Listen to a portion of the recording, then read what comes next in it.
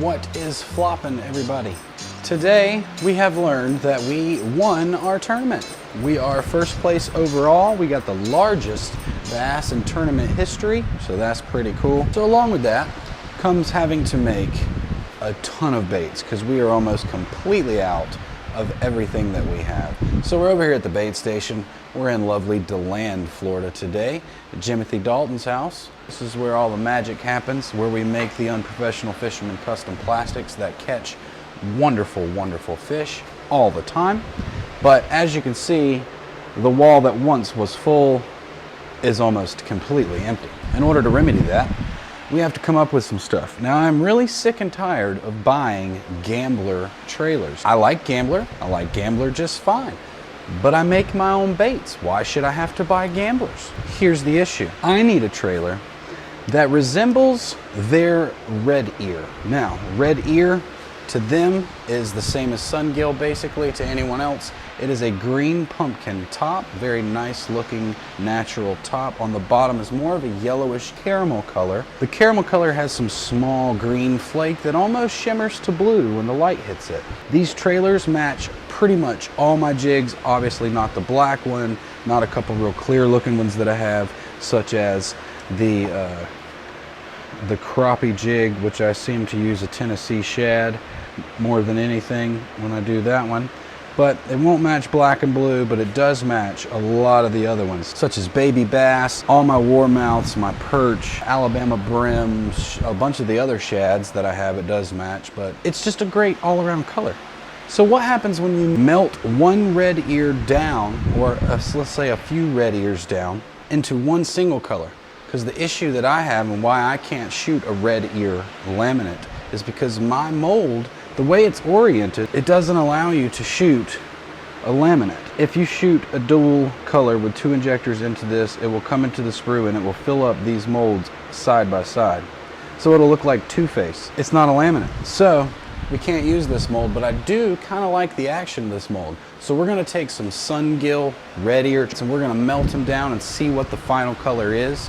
If you take the laminate, melt it down, and see if we can match something that's really similarly close to just a solid color of red ear, sungill, whatever you want to call it, so that we can match all these wonderful, wonderful dirty jigs that we throw all the time, and we're completely out of the colors of trailers that we use. We're gonna melt these red ears down, we're gonna see what it comes out to be, we're gonna shoot them into a swim bait, make sure it matches everything, and then we're gonna shoot a bunch of swim bait trailers for all of our swim jigs. That's what we're doing today. Color matching all of our swim jigs and making sure we can still fish. Let's get at it. All right, guys, let's get this injector clean.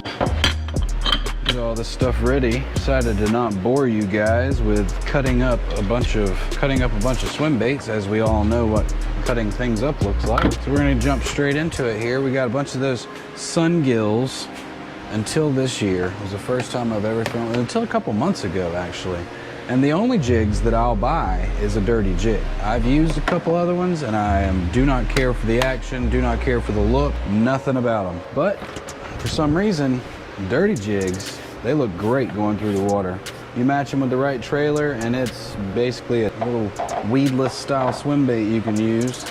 And man, the fish just tear them up. They love them. So in turn, I love them. Yeah, I really enjoy using a swim jig. You can use them around a lot of different areas. I used to think you pretty much had to use a swim jig around cover or open water, you know, like structural cover and open water so that you wouldn't get all hung up and everything. But that's just not the case, man. You learn how to use them. And them things are very, very versatile. I pretty much have a jig tied on at all times now, at least on one pole. You got it all mixing down there. Now we're gonna put it in the vacuum chamber and get those bubbles out. And then we'll take a look at this color a little closer, but it looks like it's just gonna be a good watermelon style color. And we'll probably darken that with some green pumpkin just to make it a little more natural looking for a good fish color.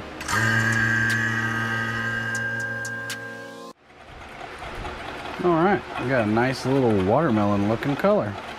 Maybe, I don't know if it needs more black flake in it or needs something. Yeah, because half of the laminate was green pumpkin and the other half was like a golden color. So let's put just a little bit of black flake in there. Not a whole lot, just a pinch. Maybe a double pinch like that right there. We ain't even gonna use no measurer. We're just gonna double pinch it. This is off the cuff. I don't know. I still just feel like it could use something, but I don't know what. You know what? How about a pinch of copper? A little pinch of copper. And let's see what happens there. Oh yeah, just a subtle little pop. Gold would have been too much, silver would have been too much, but that copper just pops. All right, so now let's get this back to shooting temperature. Let's get some swim bait shot and let's see if they match these jigs. All right, let's see what we got going on here. See if we're gonna need to darken it up or whatever. Go ahead and get one of these first test runs shot here. Give it a gander, see what she looks like. We'll adjust fire accordingly.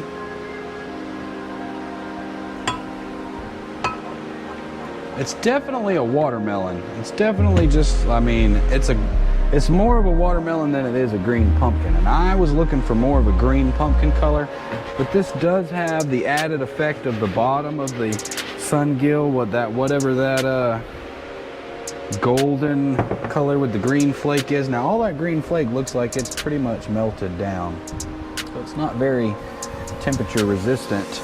It just gives more and more chance for that glitter to burn if you take it over a certain temperature. And every glitter is different. Polyester glitter that you buy from Lure Works and stuff like that, it'll probably last to a way higher temperature than say Hobby Lobby's glitter will, you know. But we're gonna give that a second. We're gonna see what that looks like.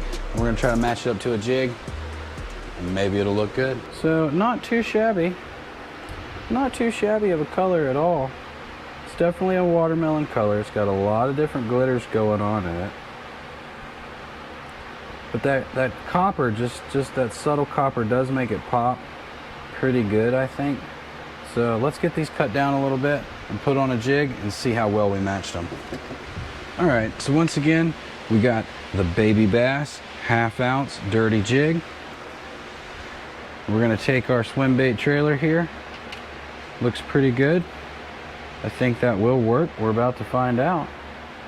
Now, a bass has a more elongated body than most other fish do, so you don't want to cut a whole bunch off of this. And as a general rule, what I do is all these little fishes, I just come down to the gill right here and just cut it across right there at the gill.